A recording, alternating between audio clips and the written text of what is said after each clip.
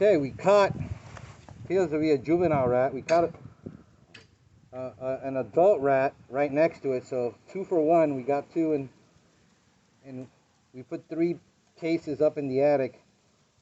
And the reason we use this case, if you notice here, I sound weird because I got a respirator on, full PPE. You got to wear a respirator. You don't want to go into an attic or breathe this stuff in. You don't know what's in the bacteria. So this has a labyrinth, and if a little child puts his hand in here, or a pet, he can't get his hands trapped. The rat has to go through the labyrinth in here and get caught. And this is what we use for safety inside a home. And even if we're putting it in the attic or we're putting it in a home, we carry this station.